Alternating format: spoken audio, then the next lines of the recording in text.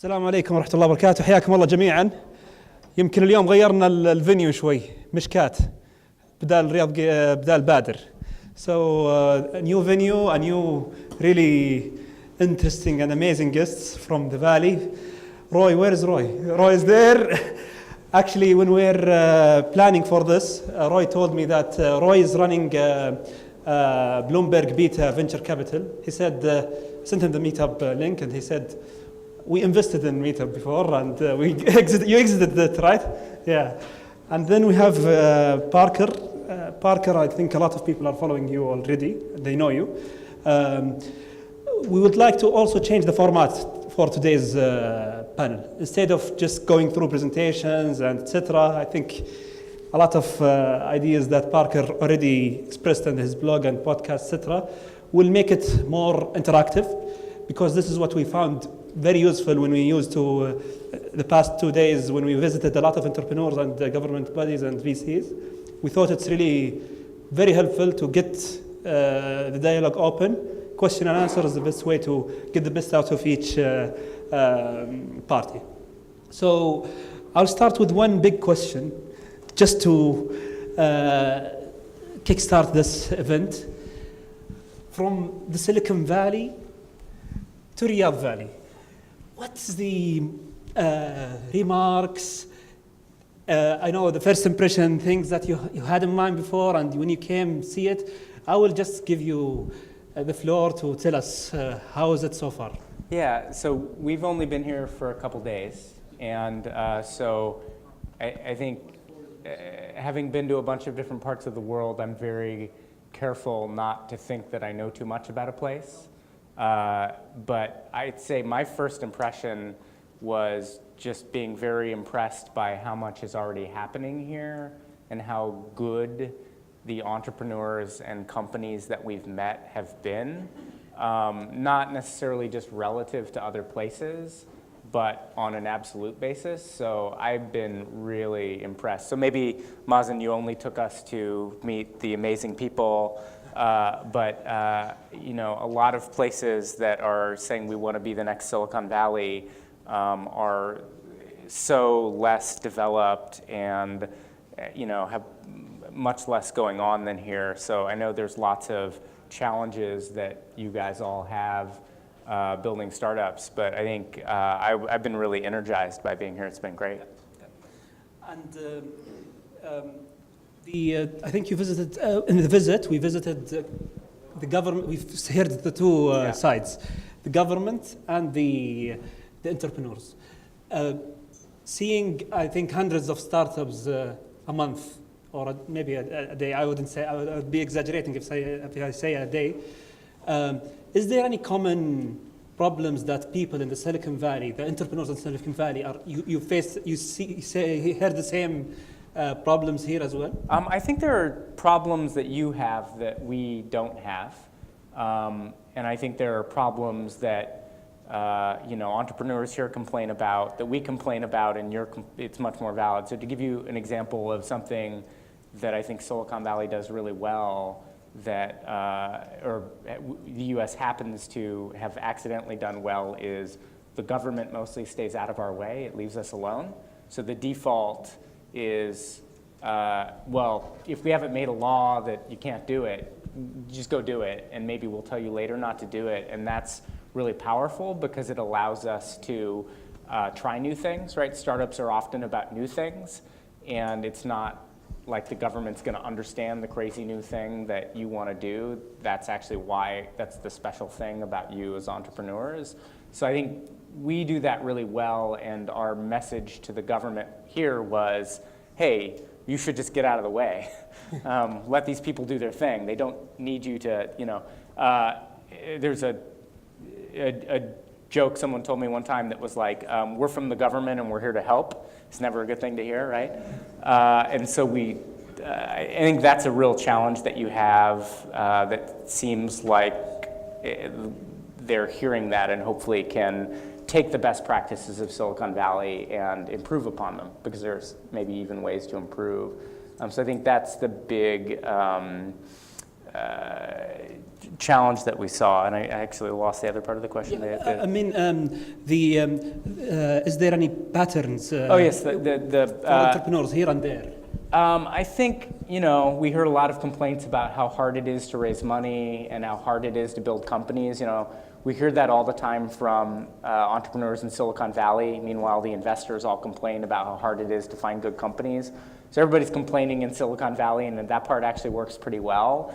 And like many parts of the world that are trying to establish technology ecosystems, I think it's very clear here that there's more entrepreneurial talent than there is sophisticated investors and capital. And so I think that's where there are big opportunities. It seems like the talent is there, and you just need to get the other parts of the ecosystem working to really unlock that talent and get it going. Yeah. I don't want to use the time for myself. I would like to also encourage everyone who has any questions. We'll take one from the ladies and one from the gentlemen. If you have any questions regarding the VC landscape in the Valley, Parker and what he's writing about, blockchain and Bitcoin, etc. And we can talk about anything. We can talk about your startups if you have questions like, hey, we have this problem in our startup. I think those are often great opportunities for everybody to learn. So we've had some of those conversations in private the last couple days, and it's been really constructive. But happy to talk about anything that's interesting to you. I would like actually to hand it over to you guys. We want you to make use of the time by getting the conversation going. So we will be passing the mic to anyone who would like to ask any question. Hi, Parker. Thank you for coming. My name is Ahmed. I'm the country manager for 500 startups in Saudi. So awesome. Nice to meet you. One of the challenges we think about as VCs is exits and competition overall. In the ecosystem, we haven't seen many exits. Yeah. Last year, I think we've seen between 7 to 10. And that's not something that incentivizes VCs to come and basically invest in companies. So my question to you is, if a company or a VC from the US thinks about the region, are they going to compete, or are they going to buy companies that are local and basically grow them and enable them to compete on a global scale? Well, it seems like there's a couple issues in there, right? One is like, are there going to be acquisitions or M&A in the future?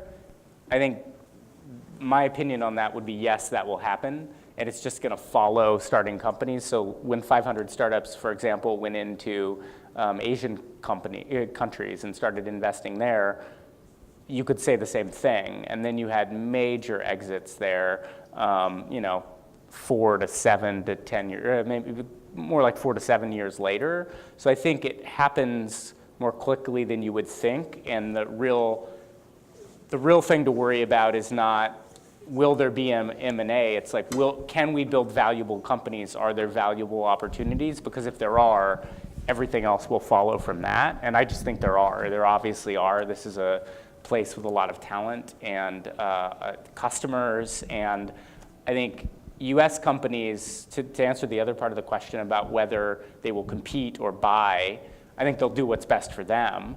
I think whether they'll compete is really a question of whether they can, right? I think there are some big barriers to US companies or European companies or global companies competing, primarily cultural and language. And then really we've got good markets of our own, so we're busy there. So that's changing a bit. I think it's much more common for particularly Silicon Valley companies to have a global mentality from day one. But even if you want to be that, it's hard, right? So I see a huge opportunity for companies that start here and execute well to grow fast enough that when the US company says, gosh, we really want to go into that market, it's much more rational for them to buy a company here. Or maybe not, right? Maybe you get out in front, right? Or start businesses that don't have an analogous business, because not all businesses are going to be, work exactly the same in these different markets, right? There are problems that are unique to Saudi or to the Arabic-speaking world for many sorts of reasons, and those can be billion-dollar businesses on their own. So I think I would worry less about sort of like, will there be M&A, or, you know, gosh, will these guys buy us, and just say, can we make things that are valuable for customers, and have a mentality where our default is to scale these things to be really big, and good things will happen, whether that's M&A or going public or whatever it is. I think you guys are already thinking that way, and hopefully, you know, more folks will. Did that answer your question? Yes. Yeah. I'd like also to invite Roy. Roy also from Bloomberg Beta. Also would love to have, because one thing I enjoyed the most in this trip, the debates and discussions between Parker and Roy, and would love to have this. I asked Roy to also join us and taking your questions, because they invested in a lot of companies, as well as Parker, in their times in 500,000 in all over the world, not only in the Valley, right? Yeah, I mean, my focus is mostly on the US, and I think yours is as well, Roy, right? I'm a believer that I'm not going to be a good investor in places that I don't understand. I think this is why there's such an opportunity here. I couldn't start a business here as well as you guys, and I won't be able to invest as well as 500, who's hired local people who are very smart. So we try to be, you know, we say in English, stick to your knitting, right? Like, stick to what you know. So I've worked with global startups from the Middle East and other places, but not as primarily as the investor. Awesome. So this is something to consider. We'll take a question from the ladies if you have one.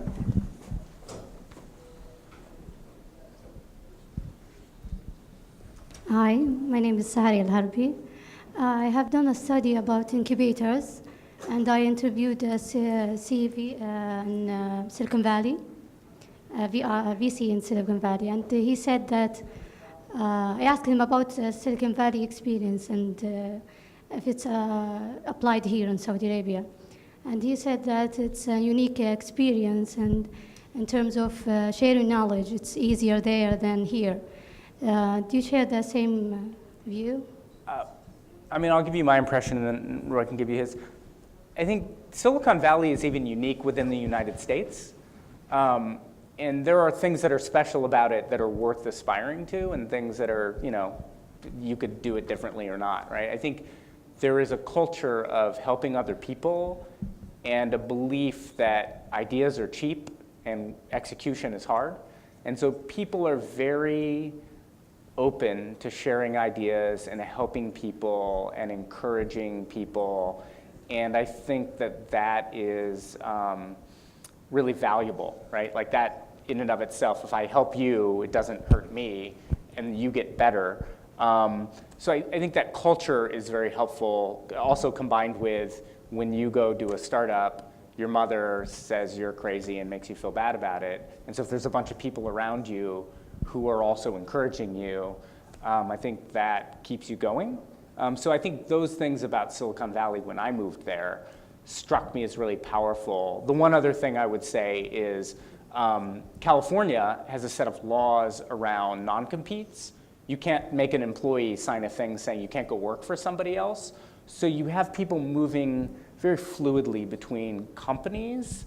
And that actually, in my opinion, is a strong driver of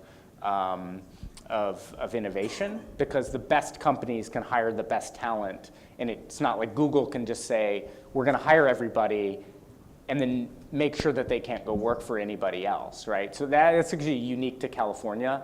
In most other states in the United States, you can prevent labor from moving. And I believe personally that that's a reason that California is so innovative relative to the United States. So there's sort of that legal component and then the cultural component. I don't know what you would add to that. As a New Yorker. Yeah. As a New Yorker. As a reformed New Yorker. As a New Yorker, I have nothing nice to say to anybody. The thing about startups is that they're defined in a lot of ways by contradictions. So I'll give you an example of one here, which is on the one hand, startups and VC are an intensely local business because the glue for all of it is trust. because somebody can walk away with your money or you don't believe what they're saying. You need trust. And so so our venture fund invests for Bloomberg. We are investors in a few domains, but geographically, I'm based in San Francisco. Not only do I only invest really in the US, 95% of the dollars. Not only do I only invest in the Bay Area, I have a partner in New York and she's great, and we're equal partners and it's a great fund, but not only do I personally only invest in the Bay Area, but I live in San Francisco. And sometimes I'll see an investment that's in Palo Alto, which is in Silicon Valley as well, but it's an hour away. And I'll think, it's too far. There's no way that I'm the best, and not because it's too far to get there, but because everybody has, including VCs more than anybody else, insecurity. And the insecurity is to think, why am I the best investor for this? And so when investors, one reason I think it's basically impossible for US investors to succeed anywhere else, and it's not, there are exceptions, but it's mostly true, is they show up and they think, I'm not that much smarter than anybody else, and so why would I be the one? So that's, on the one hand, it's very local. On the other hand, I believe that Silicon Valley, it's a place, but it's also a state of mind.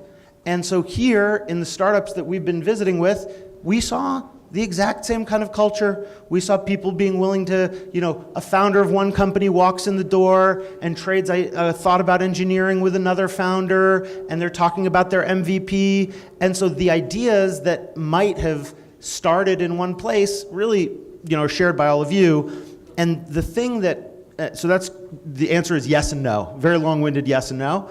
And one of the reasons why I walked away from these 2 days so impressed is one of the ingredients for startup success, one of the essential ingredients, is momentum. And whether something is great or terrible actually matters a lot less than how fast it's moving. And right here, most ecosystems, like I go to US cities from time to make sure I'm not missing anything. And most of the cities in the US, if you went there 15 years ago, they said, we're trying to be like Silicon Valley.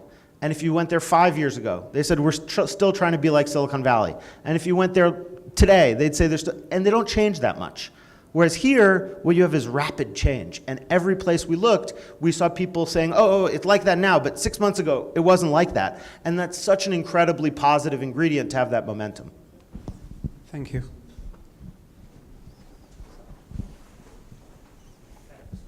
Sure. So my name is Mudayyan Al-Mudayyan. I'm the acting technology localization director here actually in King Abdullah City for Atomic and Renewable Energy.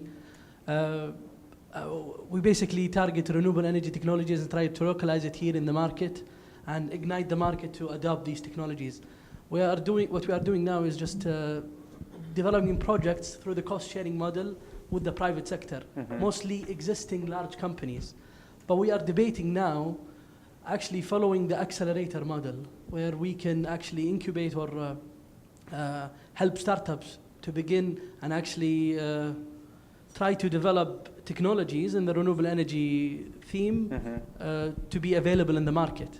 So my question is, do you think the accelerator could actually, help, the accelerator model could actually help in that we are helping establish new companies to actually provide these technologies? Well, it seems like there's different, and I'm not an expert in this space, so I'll tell you my thinking on it, but with that caveat, it seems like there's sort of two problems, right? There's science problems, like it's not will this work, it's not will people want it, it's can we make it work, right? Can we make more efficient energy?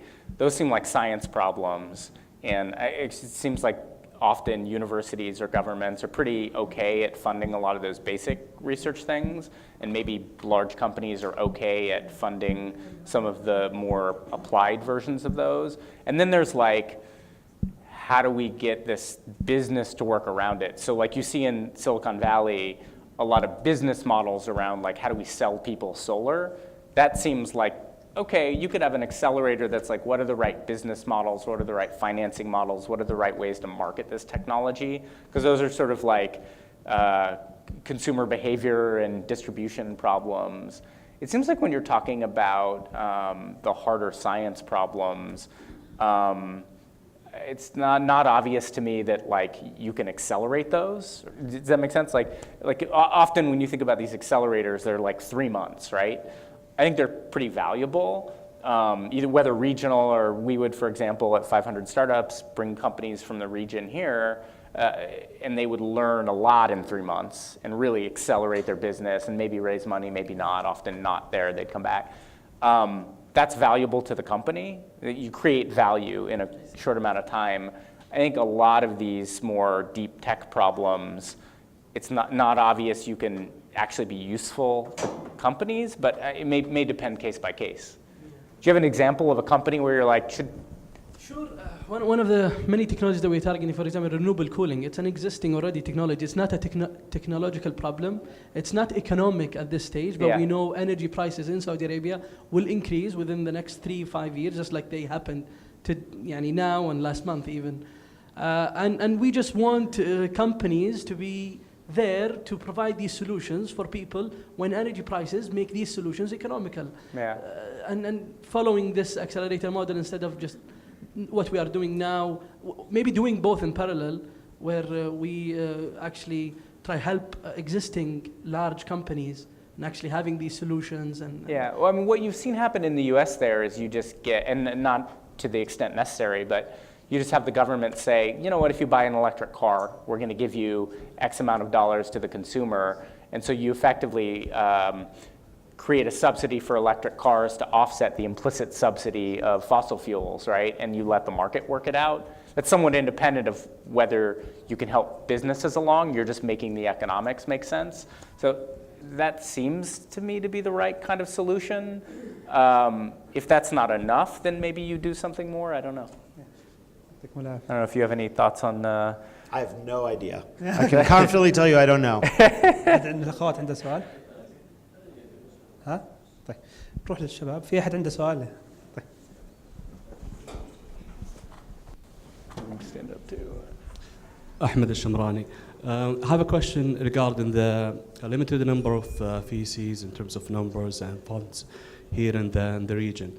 And my question is there any way that we could tap into the funds and the VCs, and even the most important is the culture, the teams, the culture, the people within Silicon Valley, an easy way. I don't think the Silicon Valley VCs are going to show up here until it's way too late.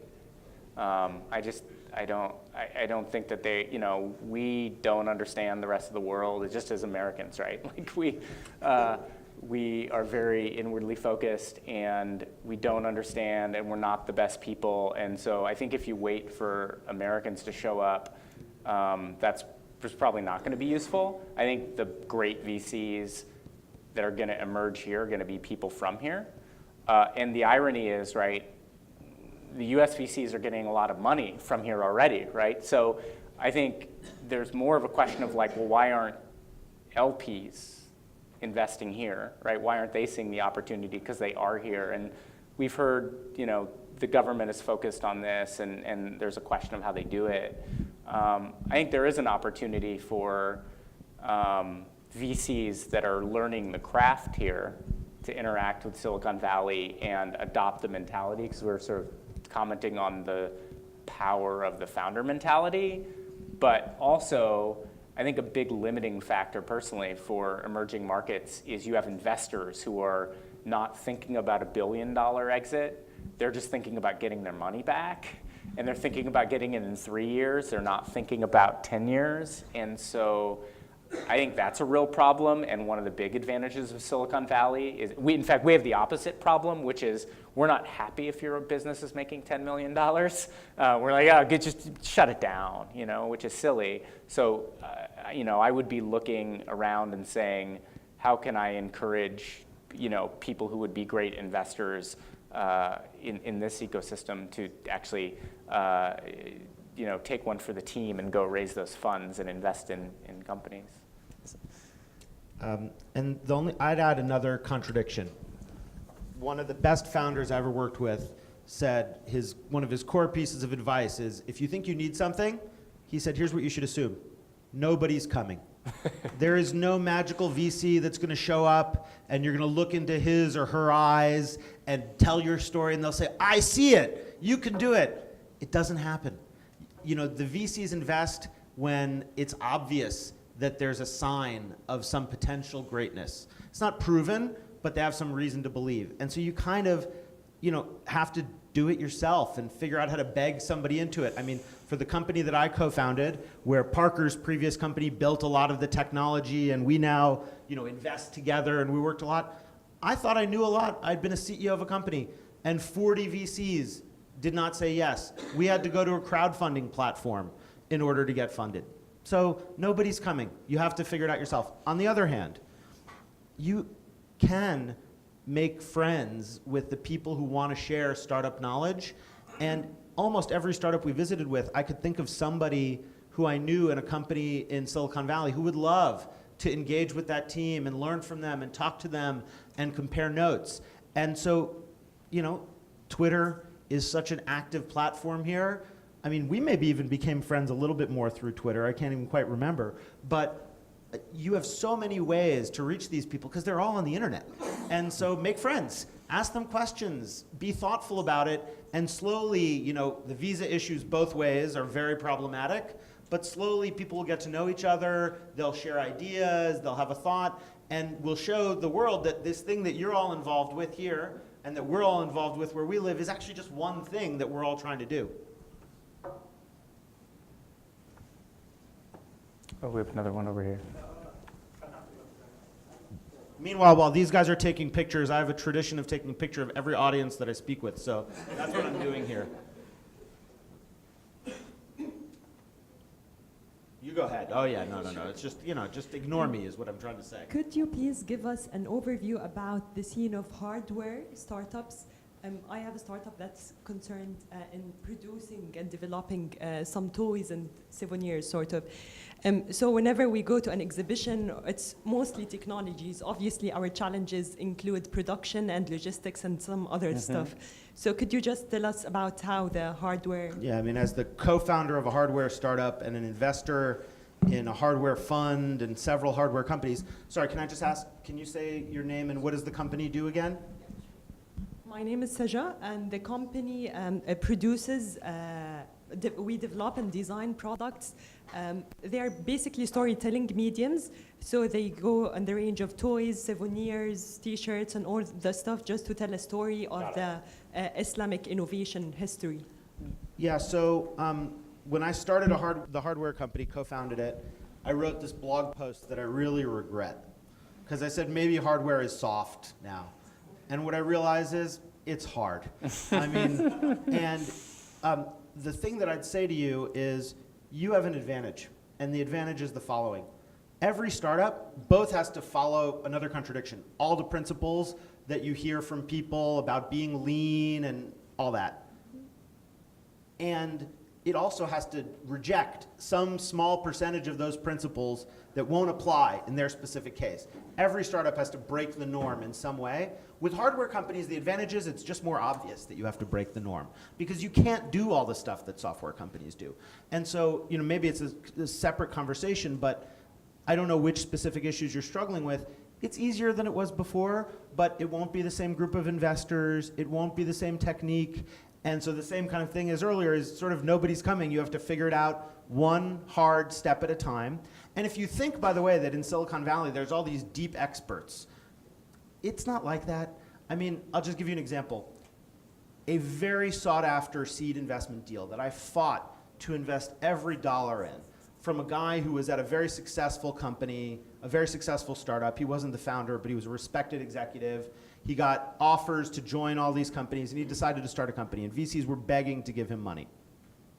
He had an idea, and it was a kind of a broker business, doesn't matter what.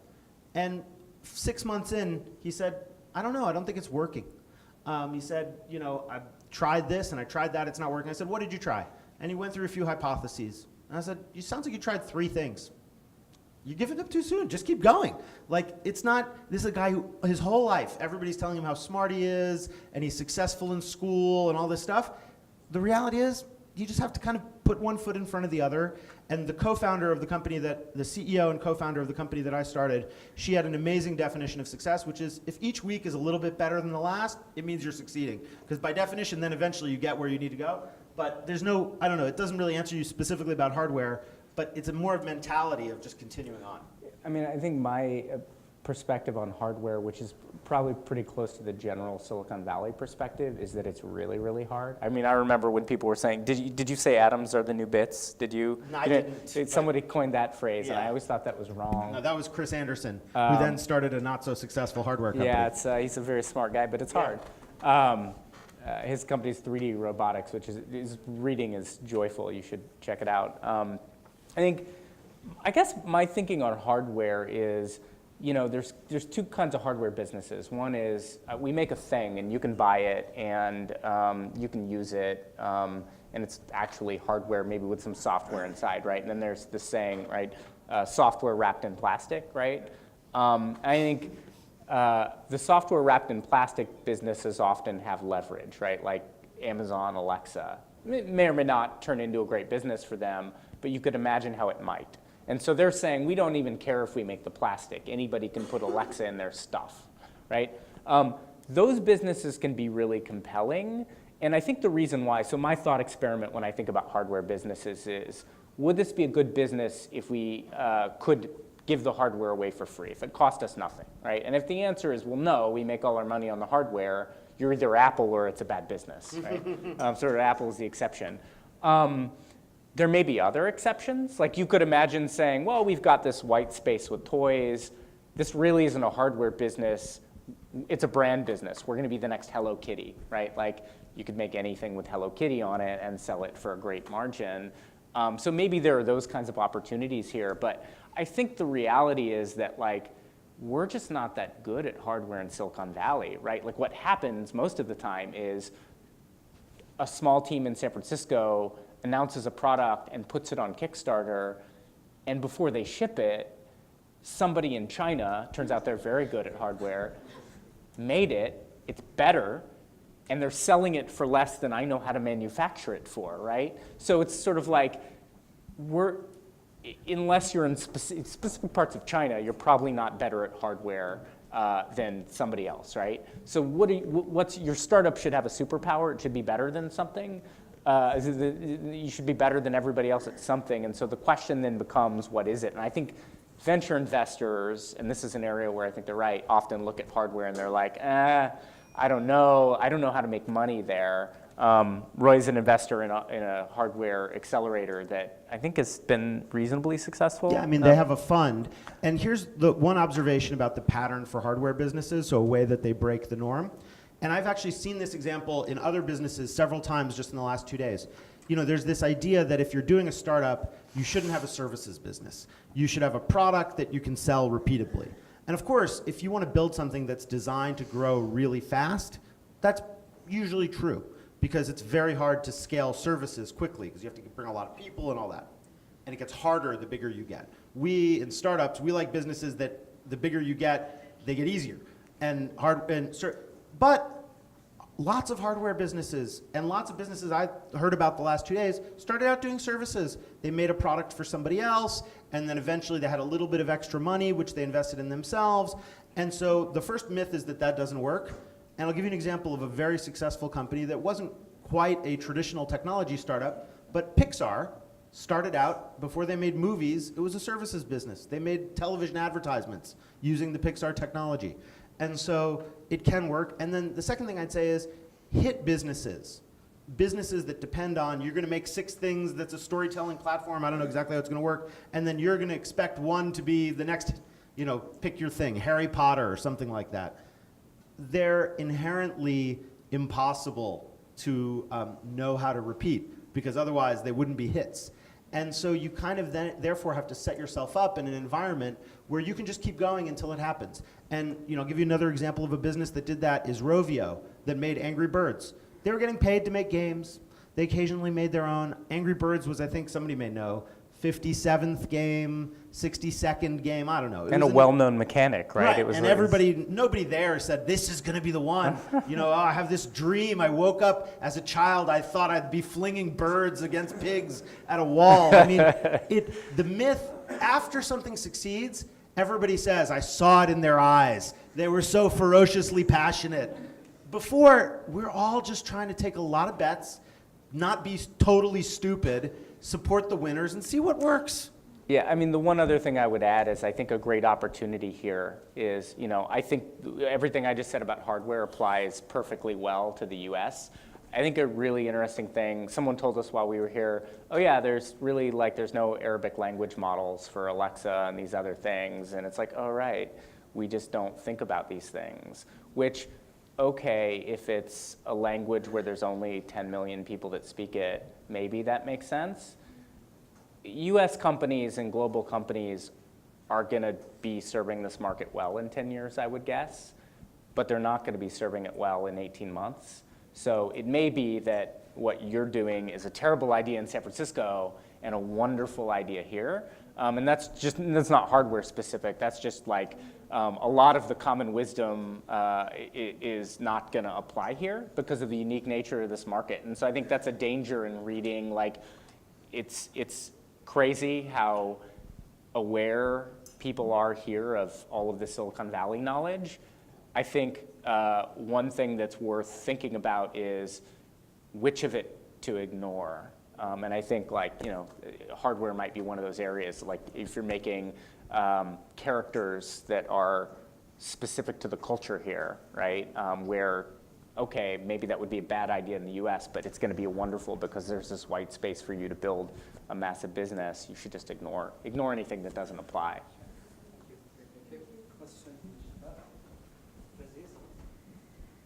We should be asking you the questions. Blaziz just hacked Alexa. Tell us what he did with Alexa, then ask your question, please. But you didn't really do that. It was some other person that won't be publicized. So this is Riyadh Vally. Welcome to Riyadh. My question is about ICOs. What do you think about it as investors and VC? Oh my gosh. And do you think it's a good idea for startups or gonna distract them? I mean, there's two ways. Yeah, so the question was, what do you think about ICOs? Well, let me ask, how many people would like an explanation of what an ICO is? Okay. Okay. And so it stands for initial coin offering, which is intended to imply it's somewhat analogous to an IPO. I can't even say IPO anymore because we're only talking about ICOs in Silicon Valley now. Companies are raising a lot of money doing this, and I get why.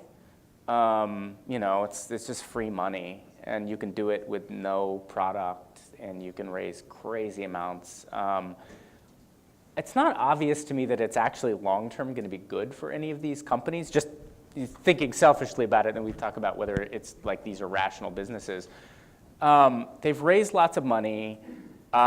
Pre-product, they've got a long way to go. They've sort of locked themselves into these weird structures where they've got an equity structure and a business and then a foundation and these tokens. And I think almost all of these things, if not all of these things, are going to end poorly for everyone involved. Then there's a question of pricing, which if you're, you know, we're investors, so we've got to complain about how everything's overpriced, right? The prices are crazy, so you may not make money investing in them. You can be investors in these too. And there's sort of a regulatory, these things aren't probably legal, right? In the US, the SEC has said not much yet, which is probably okay, right? They sort of sat on the sidelines.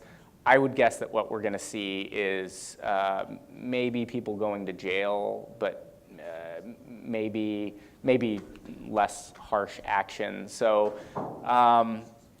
I'm very focused on the fundamentals of these networks and the economic models and the businesses and whatnot. And I just don't see these things making sense, at least the way they're done right now. I would like to see people build a product before they raise $30 million, you know, if you can, right? If it's just software, you can, so maybe do it.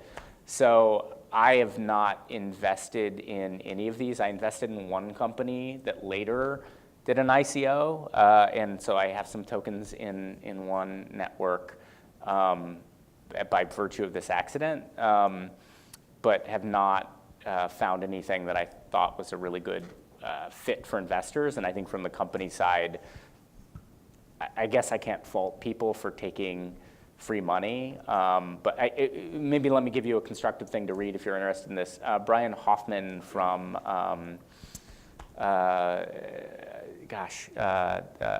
Open Bazaar.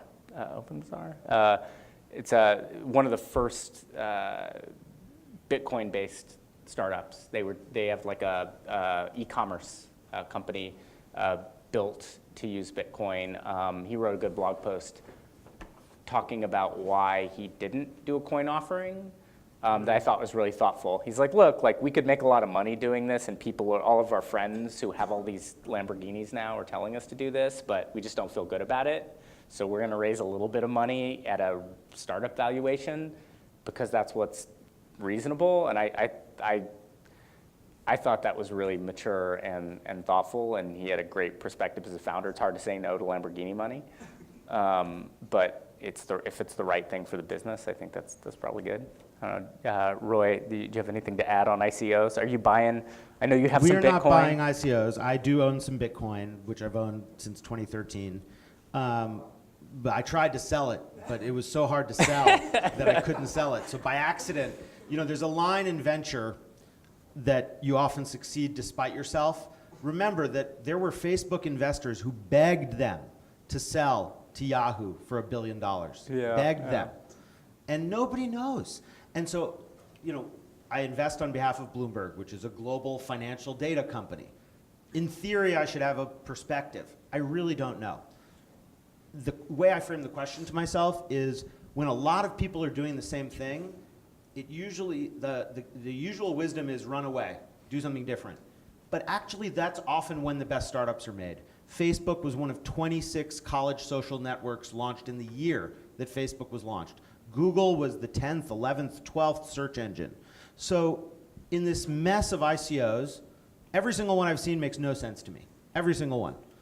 But if you have a reason to believe that yours makes sense because you've thought about it deeply, it's like the internet in 1999.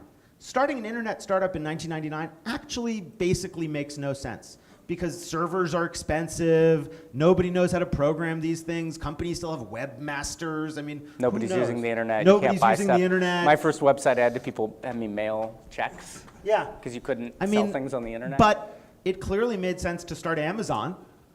And so if you have a strongly held point of view you've thought about, that beats all the blog posts and all the logic in the world, but that's what you need. And what I often see, which terrifies me, I'll give you one example and then the kind of pattern. The example is, I have a company that we invested in, and another investor in the company emailed me and he said, these two founders look pretty presentable. I think they're very articulate. Should they do an ICO? It's like, what? Like, that is like a beauty contest. That makes no sense. And the way I feel is, a startup often feels like you're walking the plank on the pirate ship, but you don't know how long it is. You could fall off at any moment. And the idea of somebody showing up with like a hook you can grab that can pull you into the sky is very appealing because it feels magical, it feels safe. And too many founders, I think, are using the ICO as that kind of safety, psychological safety. Nobody is coming. The only way to do it is to actually make the fundamentals of the business work. And if the ICO is essential to that, and you've thought about it, and you considered all the counter arguments, and every time somebody tells you it's stupid, you think they're wrong, and you've thought it through, great, then do it. Yeah, my question, so I wrote a blog post on Medium that was, here's how I think about economic models for these things. And when people say to me, hey, this thing is really great, I'm like, okay, well, where's your model? Like, what's it worth? What could it be worth? What's the biggest it could be? If you have a thesis you can articulate, great, I'm willing to look at it. Here's mine. Tell me what's wrong with mine. But there's sort of this, there's this kind of this concept we use in US startups. I'd be curious if you guys use it, called the Underpants Gnomes theory, which is like, there's this TV show where it's like, these magical gnomes that come at night and steal people's underpants, and they have a plan where at the end they have a lot of money, but there's nothing in the middle. And it feels like a lot of these things are just these magical underpants gnomes at work. And so I think that like there's a lot of greed, right? And so my bet on, I have some Bitcoin, but the reason I have it is not because I think that there's necessarily a fundamentals driving it. The technology is actually awful, like it's terrible. It's highly volatile, the transaction fees are incredibly high. There's much better technology that's much lower, exists at a much lower valuation, right? So from a fundamentals perspective, there's no reason to own it. My entire thesis is, well, there are a lot of people who are greedy that don't own any yet. Like, that's a thesis. It's not based on fundamentals, but it's based on historical data, right? Like people rush into these things.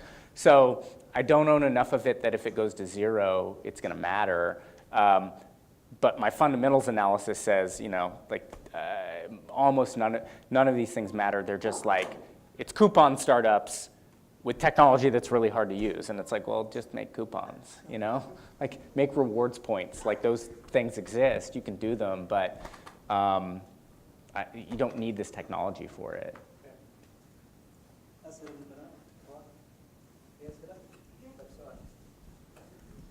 We have more than 20 minutes, and then we have to excuse it because we have catch-up times. Parker has to go buy some Bitcoin. Hi, my name is Rakat. I want to ask you about, I think I was discussing with a friend of mine today that I think here in Riyadh we have more of non-technical founders for startups than technical founders. There is a lack of technical skills here. Yeah. So what is your advice for non-technical founders, and how and if you have seen some non-technical founders who succeed and what they went through, if they had founded a technology startup? Yeah, I think lots. I mean, I think if you look at Silicon Valley and you look at these companies, if you look at the two most successful companies of the last 10 years, right, Uber and Airbnb, neither one of them had technical founders. I think Uber outsourced its engineering.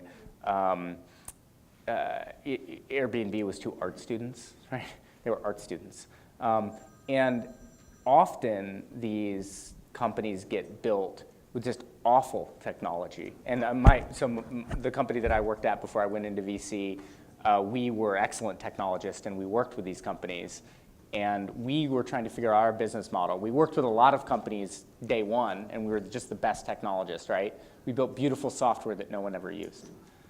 We worked with a different kind of company, a different pattern, which is people who built terrible software and they found a market for it. And they were like, oh my gosh, this software doesn't work and we have customers that want it, right?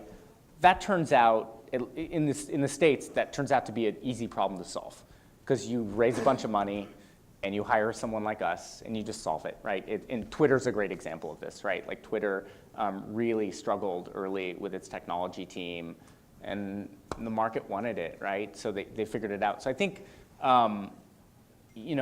the right way to think about it is the existential threat to your company is that no one wants what you're making. If you know that people are going to want it, it's not a startup, it's business. It's not a startup, right?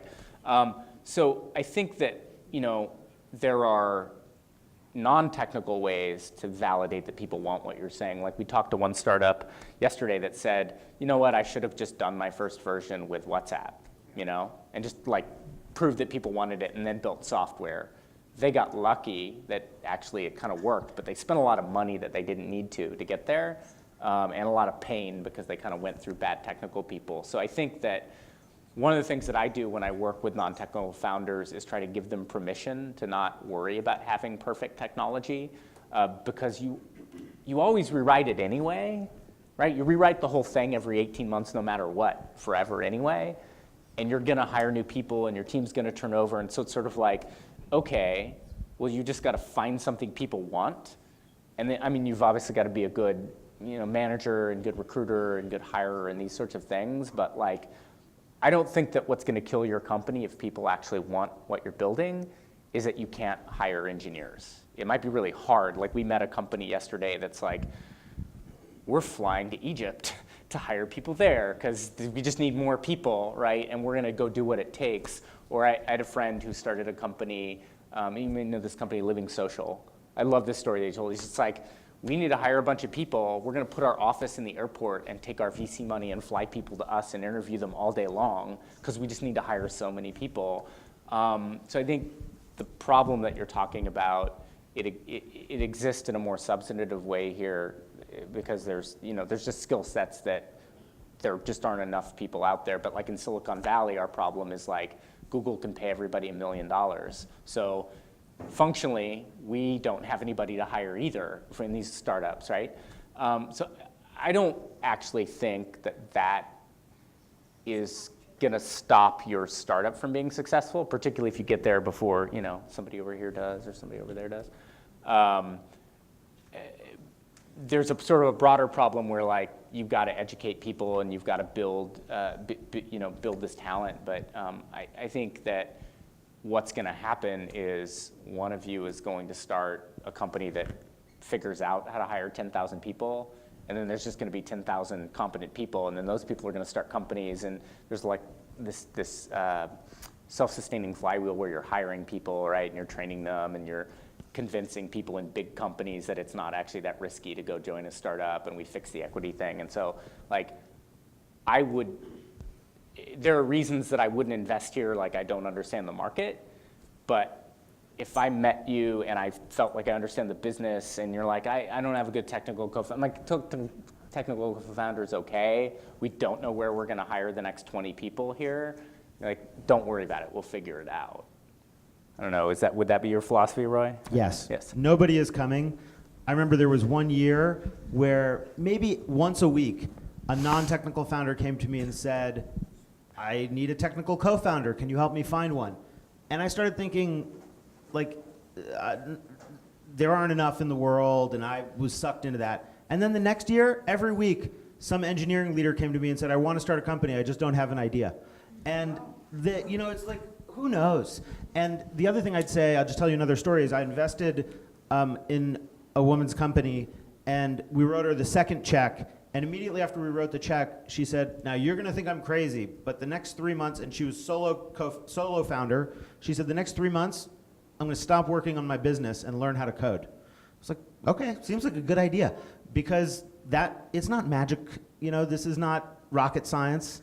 And it depends on the kind of business you're building, but I'm 100% on the same page that everybody has a problem they have to solve. If you're a technical founder, maybe your problem is you're trying to sell a product and you don't know how to speak to somebody without looking at their shoes the entire time. I mean, seriously, everybody has special things and everybody has huge problems. What you need to do as a founder is just diagnose your own and solve them. Thank you. Sure.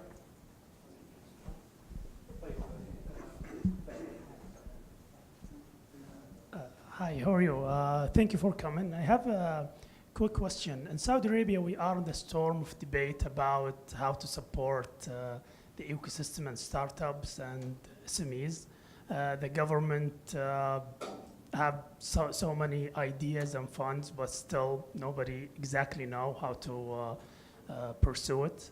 At the same time, some large companies have some initiatives in that regard, in local content initiatives, others, and this is continuous debate that we had maybe the last year, and maybe we'll have it for forever. the upcoming year. Hopefully we can solve it soon. But can you shed a light a little bit about the role of large companies and organizations in the US in supporting the startup in the US? We hear some ideas, some stories sometime, but hearing from people there, they can tell us the exact measure of how much they support or how much they help the whole ecosystem. I mean, in the US,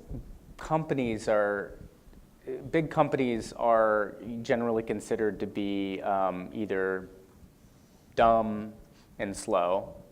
I don't think they are dumb, I think they're very smart. I think they're misunderstood by founders. Dumb and slow, and we're just going to kill them, which is, don't think that, right? Like, you need to be humble about it. They're smart and slow. But in terms of helping startups, what you see in the US is when startup markets are good, companies are like, let's go and invest. So they start investing at the worst time. And then as soon They as it goes, start corporate-backed venture capital funds like the one I run. yeah. Roy, so Bloomberg and Intel are two examples of structures that are exceptional and good for reasons we could talk about, but they tend to be bad investors, just bad in terms of returns, but also bad investors in terms of having them involved. And the reason for that is your interests are not aligned, right?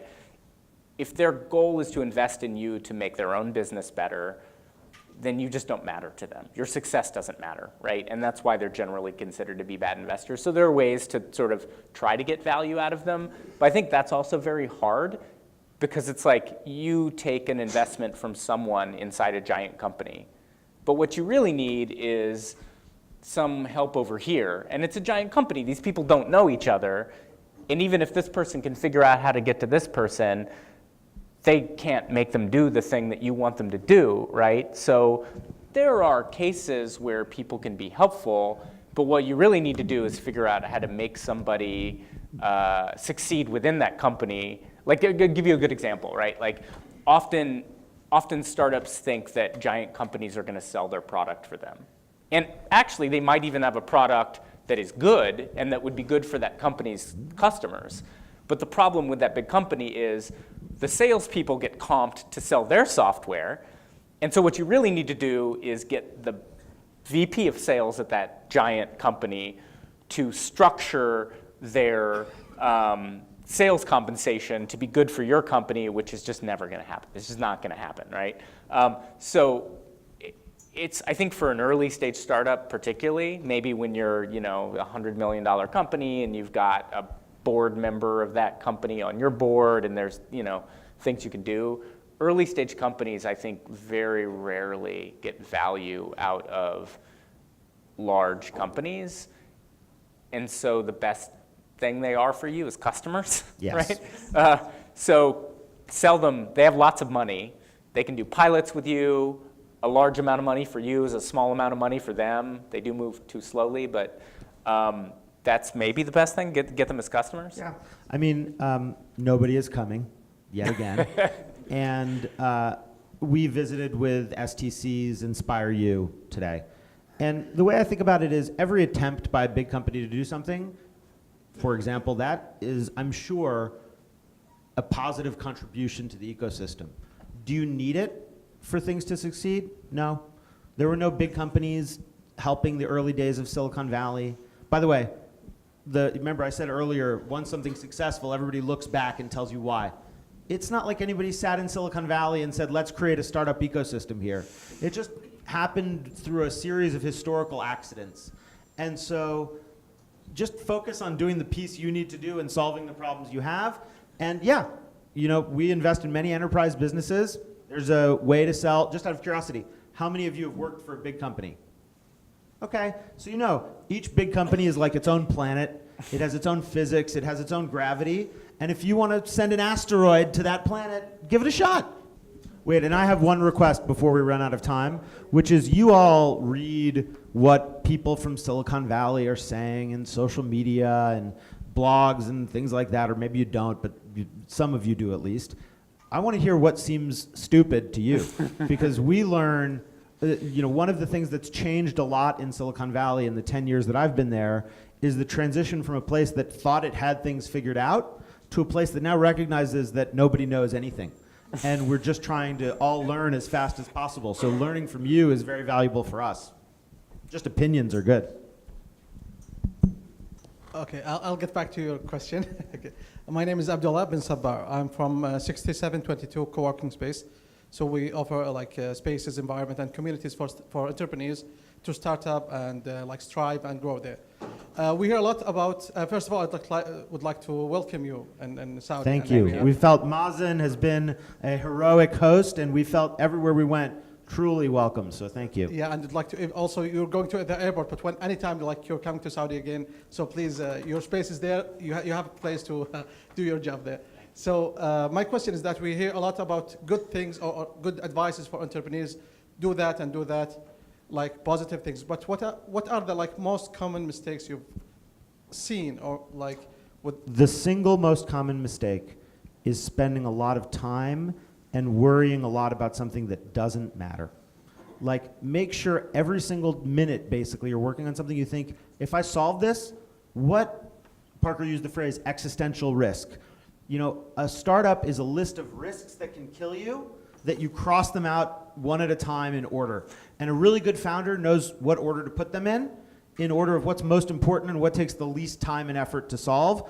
But if you spend an hour working on something that just doesn't matter, that's the crime.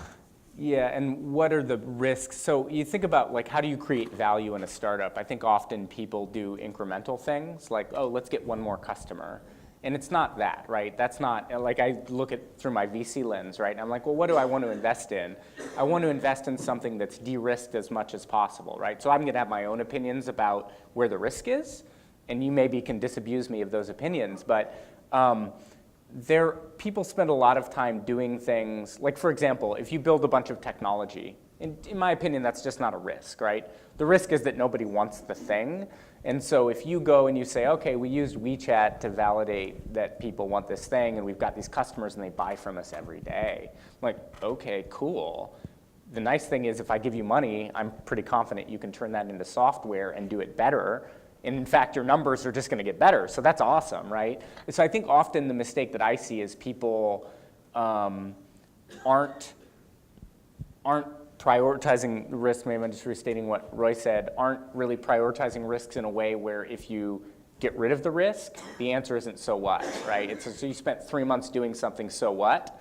You don't have that much time. But if you take the big risk off the table, that's compelling. So advice I give to founders, when I say no to them, I say, look, here's why I think your business isn't going to be big, or here's what I don't believe that you believe. You make your own decision, but if I were you, I would de-risk this thing. Because actually, if you do, if you prove that this thing is wrong, that I think, then this is a great business. And so the other piece of advice that I give to founders is, I don't know, I don't know if I'm right, to Rose's point. Go ask 3 other people and think about it in terms of the next set of milestones. Because at least in the Silicon Valley ecosystem, the default is you're building things that are big and you're going to raise the next round and the next round and the next round. So there's an exercise which is working backwards from the next round. So okay, I need to go raise a Series A in a year. What do I need to achieve to get there? And that's going to be a set of milestones that are going to map to a set of risks, that are going to map to a set of activities, that are going to map to a budget for the round that you're going to raise or the time that you're going to spend. I think a lot of people approach it the other way, which is absolutely wrong, which is like, I don't know, like, what's the maximum amount of resources I can get, whether it's my bank account or the seed round or whatever, and then what can I do with that? And that's just not useful, right? Because then you're not focusing on how am I taking risk out of this business to generate value? And a specific version of that is thinking linearly about revenue, for example, versus thinking about risk, right? I'd rather see a company with 4 customers that get a massive amount of value and I'm not charging them any money out of it. Like if you have a business and you say, we have 4 customers and we all generate them $1 million of incremental revenue a year. I don't believe that there's any risk that you can charge them $100,000. That seems logical to me, right? It's like, hey, would you like to make $900,000 less or, $1 million less? Yeah, or $900,000 more or 0. I'll tell you a story on that kind of de-risking, and it has an ironic lesson.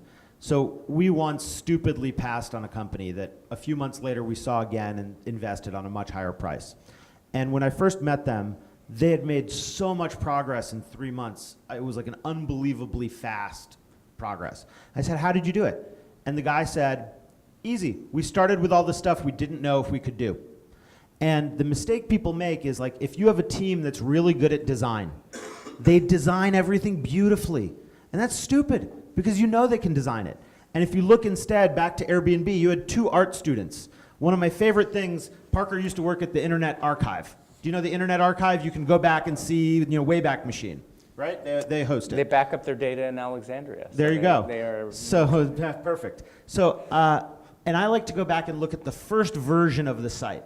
What did GitHub's first version look like? Airbnb, started by 2 art students. You will never find an uglier landing page when they first launched the site. And that shows how smart they were, because they focused on what actually mattered, getting people using it, not making it beautiful. Yeah, actually, it's worth doing. Please do this. Go back and look at the first version of the Twitter website. Oh my gosh. Because I think another... No E, T-W-I-T-T-R. Yeah, another problem startups have is you judge yourself against the startups when you see them, and you just Right. don't see them until they're successful, right?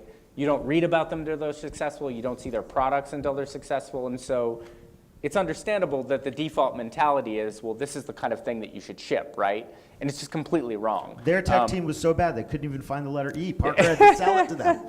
So, and another way of putting that is, if you can't sell somebody a terrible version of your product, why would anyone, like just one person, if one person won't buy a terrible version of your product, why would anyone buy a great version I of your love, as an product? investor, when a product is getting used and users love it, and it's awful. Yeah. But then the founder has to know it's awful and want to improve it. Yeah. No, it's in fact, if you can trick us as investors by being professing to be embarrassed about your product. Yeah. You say, oh, it's so horrible, it's so horrible. Oh, okay. So I think that's a classic mistake. It's great to see so many people here. My observation is that people are focused on lean startup principles, business model canvas, and these things. Those ideas are reactions to all of these mistakes that we're talking about, right? So it's awesome to see you guys adopting that stuff. So I'd like you guys to leave us with one final remark before going to the airport. Oh boy. What things that you would take away to the Silicon Valley if someone asks you, I believe as soon as you arrive, people will say, hey, how is it like in Saudi? Yeah. What would be the answer? Yeah. I think my takeaway is this place is really impressive. Like, this is awesome. So I would encourage more people to come here and see it. And I would expect that the next time that I come, there's going to be more great startups. And I'm not going to be shocked if we see many. I kind of feel like this is Riyadh and Saudi is in a position to be very successful really quickly. There are sort of pros and cons to the government structure. Like, you guys can move really fast. We're talking about Trump. Thankfully, America is designed to move really slow. So it seems like there's a great opportunity here to change the things that don't work well, and the raw material is here to really see great things happen. So I'll be surprised if when we come back next year or the year after, the momentum hasn't carried forward this ecosystem quite a ways. Obviously, there are things that take years, but I'm going to encourage people to come and see this. Yeah, I mean, I think if you look at the Saudi environment for startups as a startup itself, and you said the asset is the momentum. Well, what would I say if I saw a startup going that fast? I'd say, go faster. How fast can you go? And it's a race, so hurry up. And so that, to me, is like, how do you harness this momentum you have? So that's one thing. The second thing that I'd say, I spoke to a few entrepreneurs who I know before I came here, and I said, what do you think? You're a smart person, what do you think? And I didn't know what they would think about the environment here. And every single one of them asked me the following question: are there any female founders? And so to see, honestly, that there are so many strong female founders, and so many people said to us, hey, here's the secret. The women are actually better founders than the men, which is true in our portfolio too. So we want to invest in more. Is, I think, a terrific message and a terrific aspect of the momentum into which to continue to accelerate, but on all fronts. Whether it's regulatory change, every front other than, the prices of things going up. I think just whatever the pace of change is, ask yourselves, how much faster can we go? Because the question we often ask is, what's holding you back from growing even faster? How do we eliminate that, and hurry up, because the world is racing, and now you're in the race. And we should hurry up to the airport, maybe. Right. Thank you very much. Thank you, Miles. Thank you, Roy. It was really great having you guys. And guys, follow us on Meetup and Twitter and Telegram. Thanks also to Muhammad, Allah يعطيه العافية. He's the guy who managed this. And thank you also for Mishkat for hosting us. يعطيكم العافية. Thank you very much.